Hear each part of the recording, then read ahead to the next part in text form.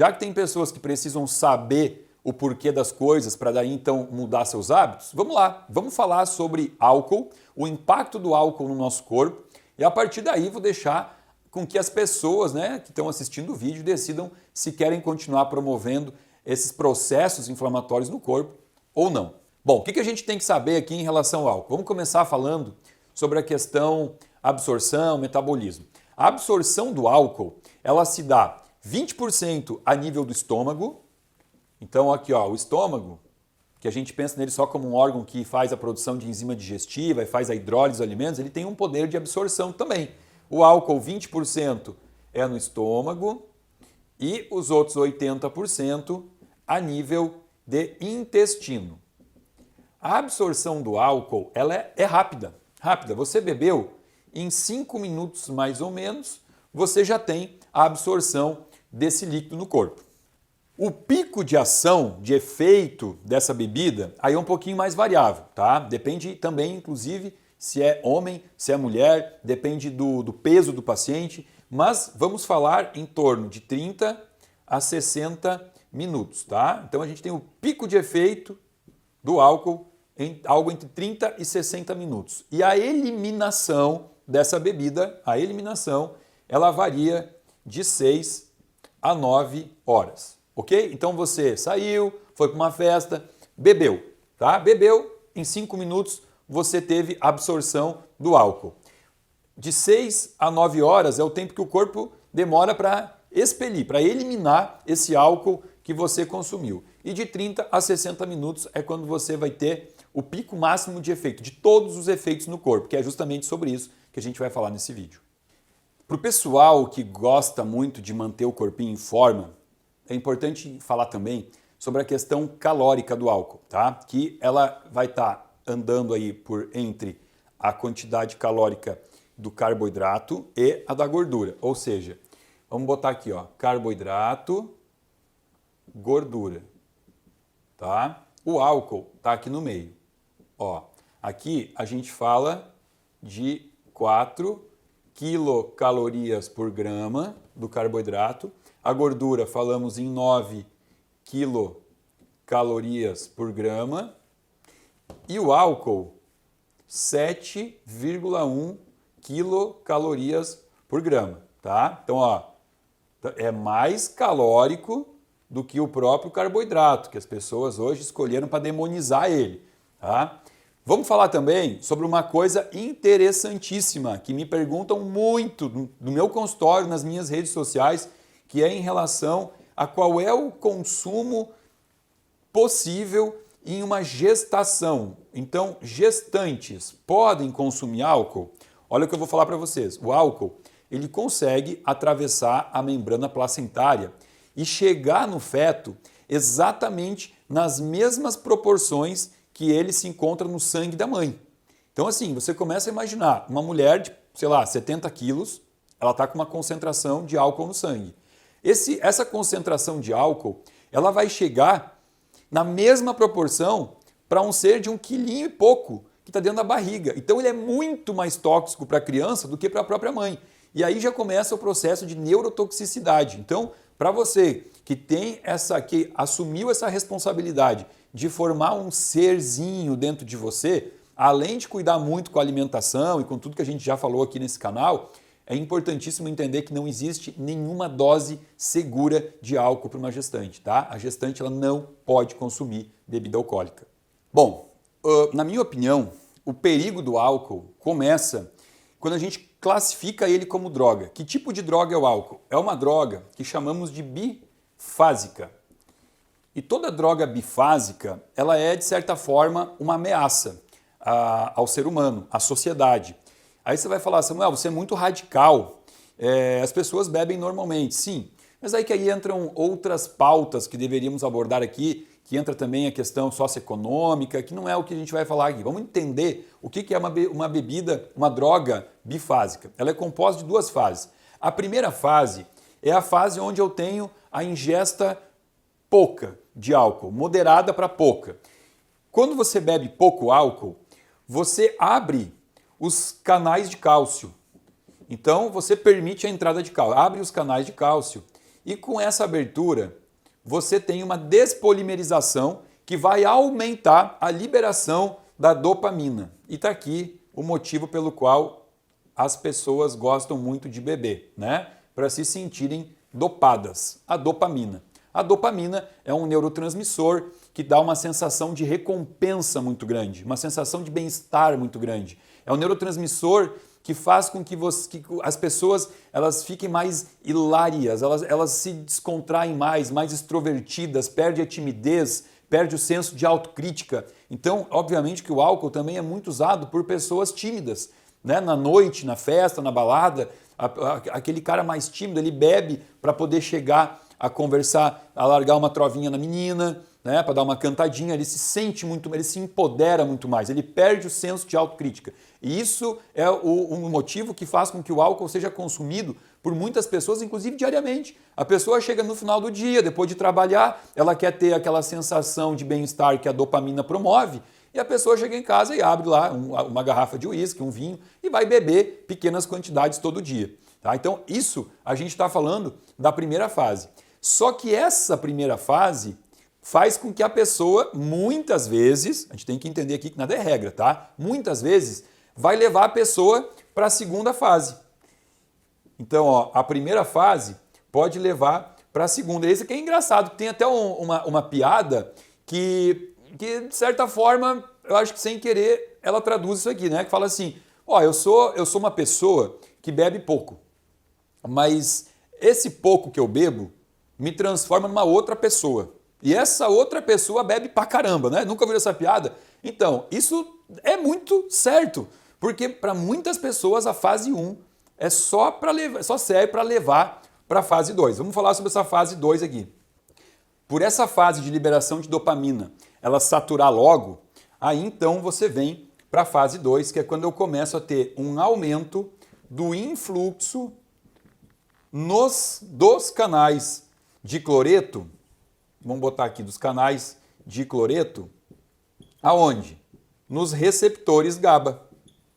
Então aqui eu já estou atuando em receptor GABA. Por isso que nessa fase 2 eu saio daquela fase onde eu estou extrovertido, legal, alegre, e eu passo para uma fase de distimia e depressão. É muito comum você ver isso no alcoólatra, né? No cara que chega sempre nessa fase aqui, ele é mais melancólico, ele é mais chorão, ele é mais depressivo. Então você vai começando a tua experiência com o álcool numa fase que você fica muito bem, porque você aumenta aqui dopamina, né? Fica realmente dopado.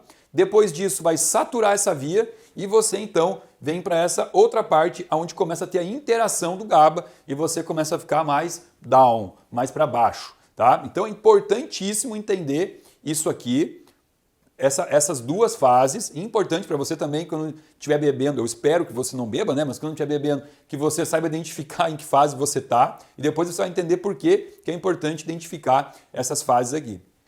Eu falei que mulheres têm muito mais sensibilidade ao álcool, obviamente isso não é uma regra, mas é importante entender por quê.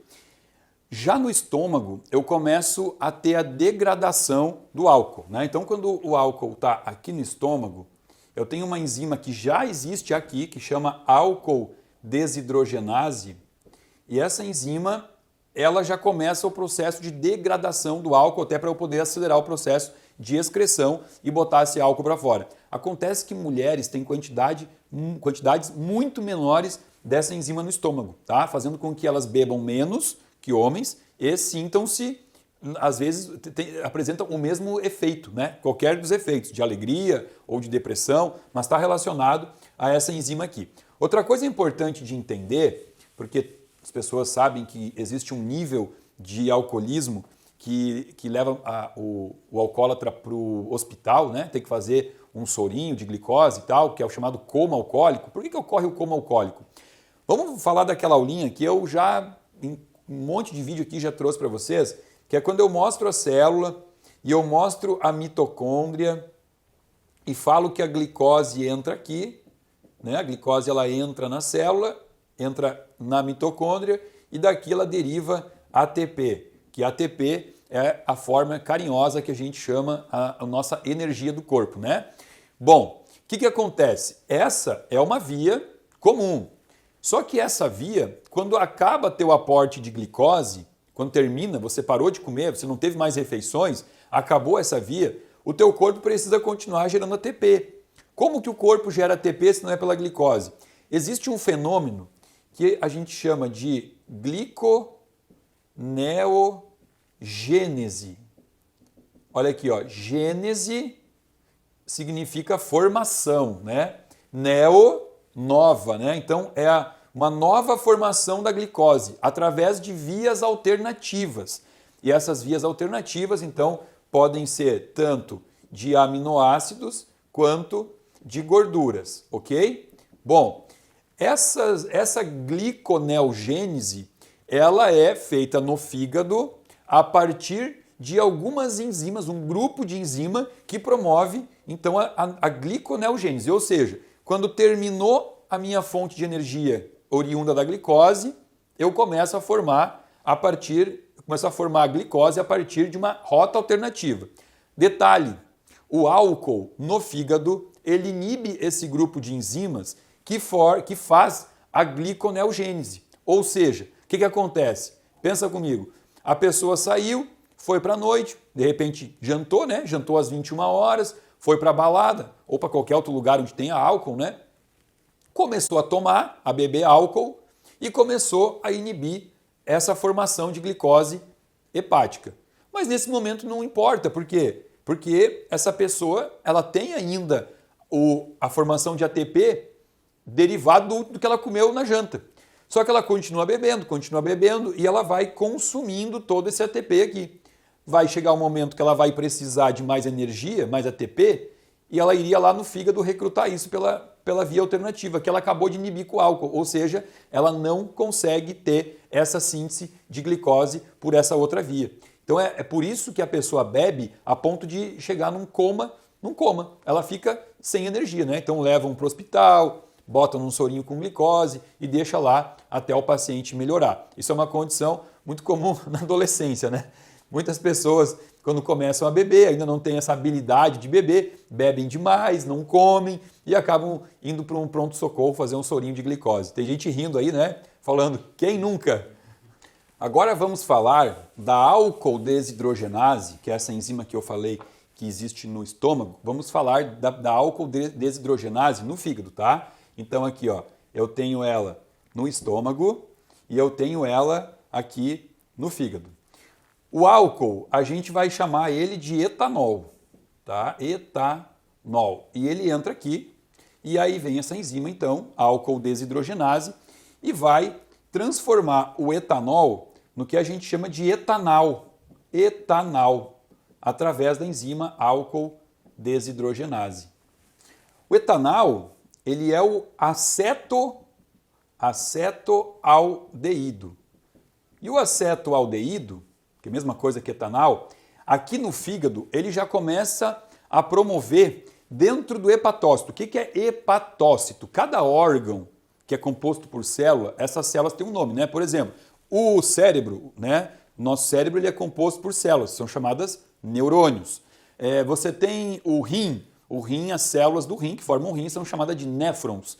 E as células que formam o fígado têm um nome, chama hepatócito. Então, quando eu falar hepatócito, você está ouvindo falar do nome bonitinho para falar da célula do fígado.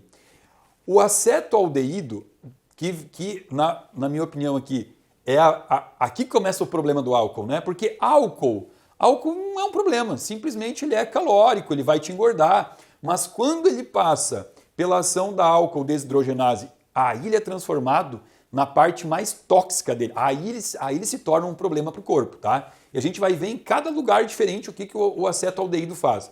No hepatócito, ele vai fazer uma coisa que a gente chama de peroxidação lipídica, né? Lipídio é gordura. Então ele promove um processo de oxidação aqui, uma peroxidação ruim, uma inflamação nesse fígado, promovendo aumento de fibrose, aumento de inflamação, e essa inflamação no fígado ela pode ser expressa a partir de algumas proteínas que a gente pode dosar no sangue. A própria ferritina é uma proteína que, quando aumentada, a gente pode usar ela como também um marcador para ir acompanhando se essa inflamação está melhorando ou não. Óbvio que não é só a inflamação hepática que aumenta a ferritina, é importante entender isso. Outra proteína que aumenta nessa inflamação, proteína C reativa ultrassensível, fibrinogênio, tudo isso vai aumentando aqui, tá? Só que não é só no fígado que o acetoaldeído age. Ele tem o poder de atravessar a membrana hematoencefálica. Olha aqui, ó. Hematoencefálica. O que esse nome quer dizer? Hemato, sangue, encéfalo, cérebro. Existe uma membrana que filtra o sangue que chega no cérebro, uma espécie de uma peneira, para evitar que chegue toxina no cérebro. Só que o acetoaldeído, ele consegue chegar no cérebro e ele consegue causar uma neuroinflamação, que é justamente o motivo pelo qual no dia seguinte você acorda numa ressaca, você acorda com uma dor de cabeça, né? Essa dor de cabeça é produto dessa neuroinflamação do acetoaldeído que conseguiu chegar no cérebro, né? Então aqui, ó, no fígado, já falamos, inflamação, fibrose, no cérebro, neuroinflamação, enxaqueca, ressaca. E aí, tá valendo a pena? Tá legal? Vamos continuar. O acetoaldeído, através de uma enzima chamada aldeído-desidrogenase, aldeído-desidrogenase, ele vai ser transformado em ácido acético. O que é importante de entender aqui, ó? Eu falei para vocês que existe uma enzima chamada álcool desidrogenase, que transforma etanol em etanol, que transforma álcool em acetoaldeído. E agora eu mostrei outra enzima, que chama aldeído desidrogenase, que transforma, vamos botar aqui, a aldeído desidrogenase, que transforma o acetoaldeído em ácido acético.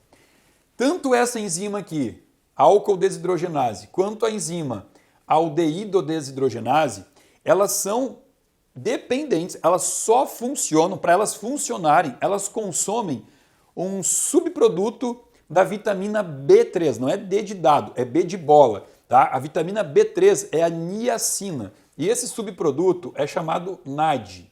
NAD, o N aqui é de niacina. Então, tanto a álcool desidrogenase quanto a aldeído desidrogenase utilizam vitamina B3 sob forma de niacina.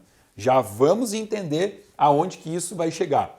Bom, então eu tenho aqui a aldeído desidrogenase que pegou o acetoaldeído, transformou em ácido acético e o ácido acético dentro da célula, ele consegue facilmente se converter em acetilcoenzima A, acetil-CoA. Quando eu mostrei para vocês há 5 minutos atrás a célula e eu falei que a glicose ela entra na célula e ela vem aqui na mitocôndria e ela transforma em ATP, eu dei uma abreviada aqui, né? Porque na verdade eu tinha que ter contado que a glicose ela entra na célula, ganha um fósforo, vira glicose 6-fosfato, transforma em piruvato e o piruvato entra na mitocôndria sob forma de acetil-CoA. Olha que legal. O acetil-CoA dessa via aqui é que vira ATP.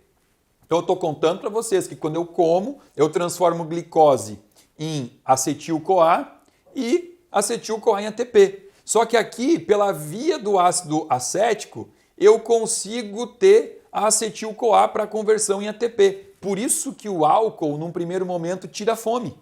Você perde a fome quando bebe, porque você começa a formar ATP por essa via alternativa aqui.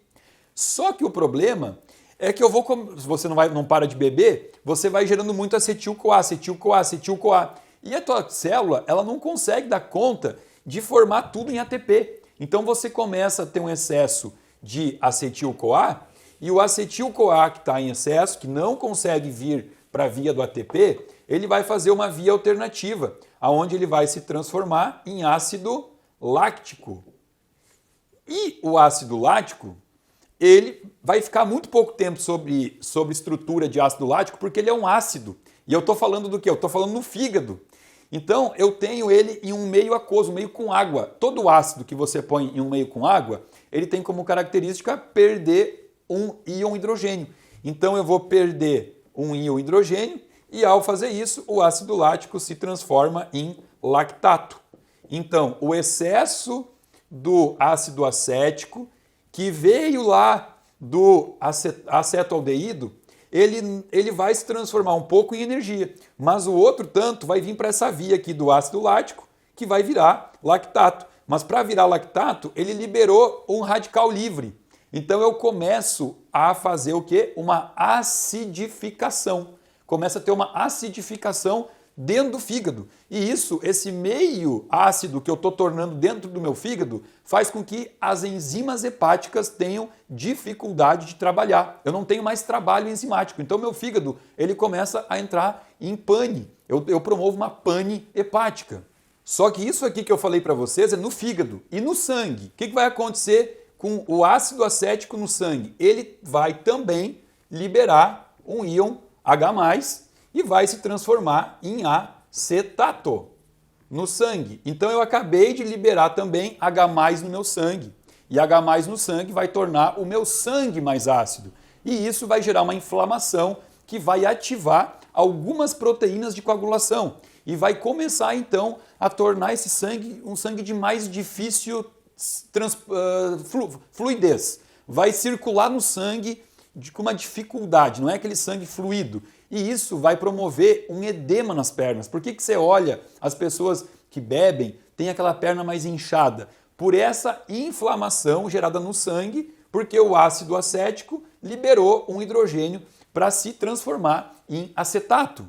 O acetato, por sua vez, ele é um quelante natural de alguns minerais. O que é quelante, Samuel? Quelante é o seguinte, ó. Vocês nunca ouviram falar em fazer quelação de metal pesado? Até um assunto, né? Muito me perguntaram aqui sobre metais pesados. Tem certas substâncias no corpo que eu consigo tirar mais facilmente quando eu quelo elas. Quelar é ligar alguma coisa a algum mineral ou algum metal para poder excretar mais rápido do corpo, mais fácil. Isso é quelar. Quelar é facilitar a saída ou a entrada, né? Porque eu posso tomar minerais quelados também. Quando eu prescrevo aqui nas minhas fórmulas, eu prescrevo lá selênio quelado. Porque se eu dou selênio, o paciente tem dificuldade de absorver. Se eu boto quelado, ele absorve mais fácil. Ou seja, tanto para entrar quanto para sair do corpo, a quelação é um processo que funciona. E o acetato, ele é um quelante de alguns minerais para facilitar a excreção na urina, principalmente o sódio e o potássio. Por isso que também faz mais xixi quando bebe, né? Porque você começa a botar mais sódio para fora. E quando eu ativo essa excreção de sódio e potássio, eu automaticamente estou também levando a uma leseira do sistema nervoso central, porque eu diminuo o aporte de vitaminas importantes para o funcionamento do cérebro. Então o cérebro por si só, o cara já fica meio lento. A gente percebe que o alcoólatra, mesmo quando ele não está sob efeito do álcool, ele é um cara lento. O cérebro não funciona muito bem. E isso tem um motivo, né? E é lógico, viu, gente? Eu estou falando do alcoólatra, mas tudo isso aqui que eu estou falando acontece proporcionalmente ao consumo do álcool, né? Não vai pensar assim, tudo isso só vai acontecer em quem toma todo dia uma garrafa de vinho. Não, né? Não importa a quantidade de álcool e a frequência que você beba, quando você botou álcool no corpo, essas reações todas aqui vão acontecer. É impossível você não beber álcool e fazer as transformações pela álcool desidrogenase, pela aldeído desidrogenase. Isso é independente de dose. Óbvio que quanto mais você bebe, mais esculhamba o corpo. E continuando falando sobre essa questão demencial, esse comprometimento do cérebro, é importante entender o seguinte, ó. O consumo do álcool, quanto mais frequente for, vai trazendo lesões tanto de estômago quanto de intestino, lesões que dificultam, que comprometem a absorção de todo o complexo B, vitaminas do complexo B. Uma delas em específica, que é a B1, que é a tiamina, ela tem uma função importante aqui. Aí eu vou ter que voltar para a nossa célula. Vamos lá. Entrou glicose, entrou na célula, né? Ganhou um fósforo, aí virou glicose 6-fosfato. Glicose 6-fosfato virou piruvato. E o piruvato entra na mitocôndria para transformar em ATP, né? O acetil-CoA é uma fase intermediária aqui, como eu já falei. Bom, para o piruvato entrar na mitocôndria e virar ATP, é necessário que tenha a vitamina B1, a tiamina. Porque, mais uma vez, se eu não tiver aqui tiamina, sempre que o piruvato não consegue entrar e virar ATP, ele vai para a via que eu já citei. Ele vai virar ácido lático lático e o ácido lático vai doar aqui o H+ para virar lactato. E aí o que acontece? Eu torno um ambiente cerebral extremamente ácido, o que favorece uma síndrome chamada de síndrome de Wernicke é Wernicke-Korsakoff. Isso aqui é importante, Korsakoff. Que essa síndrome não é uma síndrome rara, é uma síndrome comum em pessoas que consomem muito álcool. E a síndrome de Wernicke-Korsakoff, que começa pela falta da vitamina B1, ela predispõe e acelera muito processos demenciais, que inclusive isso foi o que aconteceu com o meu avô. O meu avô materno, ele consumia álcool diariamente e ao final da vida ele não tinha mais a lembrança nem de quem eram os filhos, nem de quem eram os netos. Ele não conhecia mais ninguém, se tornou uma pessoa um pouco agressiva, né? Teve o seu cérebro consumido pelo excesso de álcool. Então tá aqui mais um fator importante falando de neurotoxicidade versus álcool. Não convenci vocês por falar de saúde? Beleza, então vamos lá, vamos apelar para essa gurizada que gosta de beber e ao mesmo tempo quer estar com o corpinho em dia, quer ter massa muscular, quer ter definição. Bom, 3 pontos importantes falando da parte de performance e academia. Lembra quando eu mostrei antes aqui no vídeo que a enzima, as duas enzimas, né, a álcool desidrogenase e a aldeído desidrogenase, elas eram enzimas que utilizavam vitamina B3, NAD, niacina. Bom, o que acontece? Eu tenho um complexo enzimático, que é um complexo de enzimas que aumentam a síntese de esteroide no corpo. Esteroide é o nome que a gente dá a um grupo de hormônios naturais, fisiológicos, que nós produzimos e que são responsáveis por manter nossa massa muscular. Esses hormônios esteroides, eles vêm do colesterol. Tá? Ó, o colesterol, ele é matéria-prima para a produção de um hormônio esteroide chamado testosterona. Outros muitos hormônios vêm do cortisol, né? Estradiol, progesterona, cortisol, dehidroepiandrosterona, androstenediona, tudo isso. Mas vamos falar aqui da testosterona para a galerinha que quer estar com o shape em dia. A enzima, o grupo de enzimas que faz a conversão do colesterol em testosterona são as hidroxis esteroides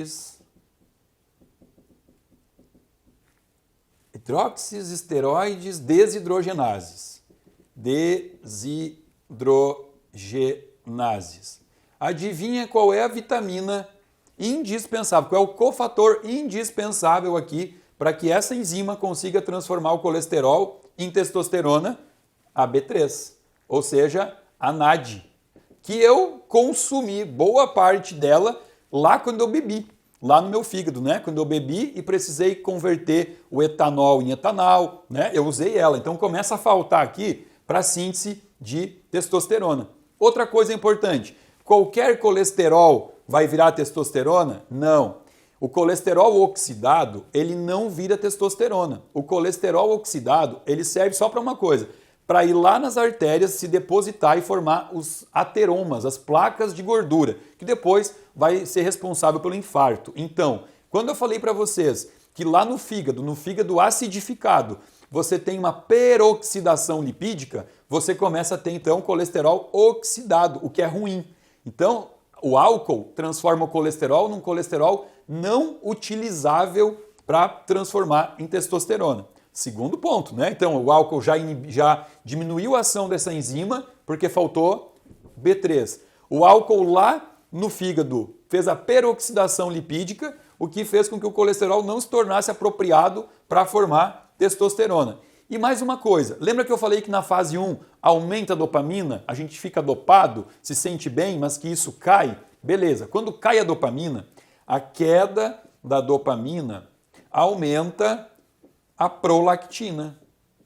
E a prolactina, por sua vez, diminui 2 hormônios. O hormônio luteinizante, hormônio luteinizante LH, que estimula células de Leydig lá no testículo e também diminui um outro hormônio chamado FSH, hormônio folículo estimulante, estimulante do folículo, né? Das células de Sertoli, células de Leydig, células de Sertoli, ambas células que estão no testículo, tá? O que elas fazem?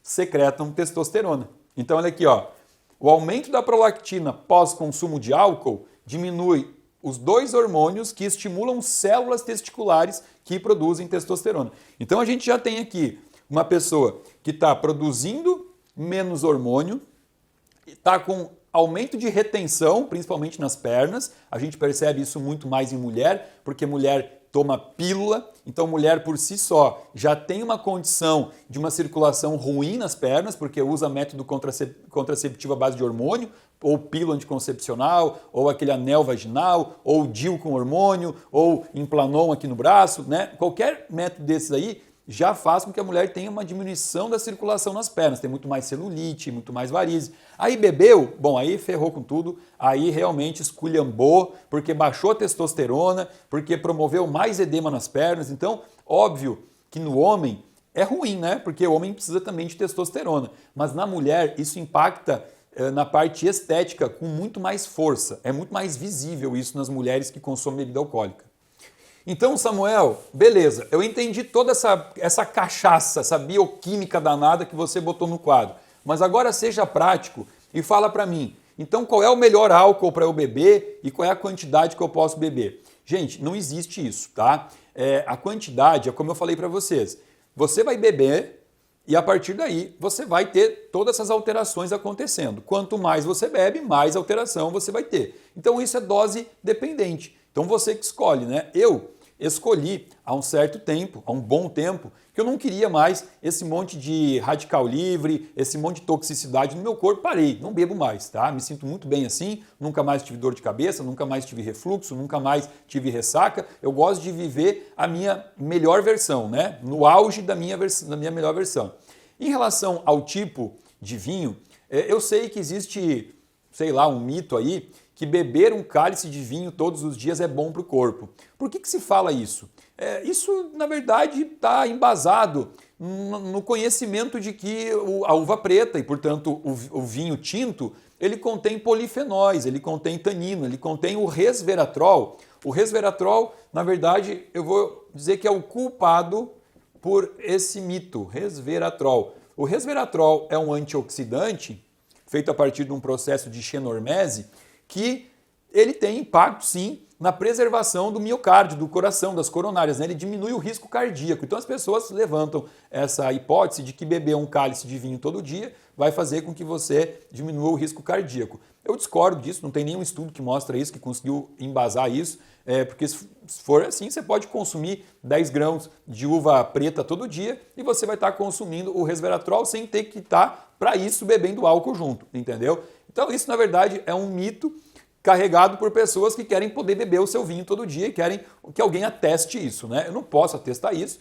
porque, como eu mostrei para vocês, o álcool não existe uma dose que seja benéfica para o corpo. O vinho, inclusive, ele tem, na minha opinião, eu vejo isso como um probleminha um pouco maior, porque além de ter o álcool, eu tenho a frutose da uva sem a fibra da uva, né? Então tá a frutose solta. A frutose para o fígado a gente sabe que não é interessante ser consumida sem a fibra, como por exemplo suco de laranja, não é legal para o fígado. A laranja com a fibra já não é um problema para o fígado. Então eu vejo esse problema no vinho, né? Como um excesso, é o álcool mais a frutose. E ainda por cima, se você pegar e analisar que tem pessoas que consomem isso junto com um prato de macarrão, de pizza, que já é carboidrato, então você vai somando, é um excesso de carboidrato. É o carboidrato da janta, mais o carboidrato da uva, mais o carboidrato do álcool. Então isso sim gera um dano epitelial, um dano hepático, um dano neuronal muito grande. Bom, tenho certeza que esse vídeo vai ser recorde de dislikes, vai ter um monte de gente botando para baixo, porque a verdade dói, realmente dói. Muita gente que estava pedindo por esse vídeo estava querendo que eu viesse aqui falar que não tem problema beber, mas a verdade do álcool é essa, baseado em rotas metabólicas bioquímicas, não inventei nada, isso tudo está no livro de bioquímica. Mas, porventura, Se você gostou do vídeo, vai lá, dá um likezinho, eu vou agradecer, compartilha esse vídeo com os amigos, com os familiares. Se ainda não está inscrito no meu canal, por favor, me prestigie, se inscreva no meu canal e aqui abaixo desse vídeo tem um link onde você pode se inscrever e fazer parte de um grupo VIP de pessoas que recebe semanalmente conteúdo exclusivo e gratuito aqui. Tá bom? Muitíssimo obrigado.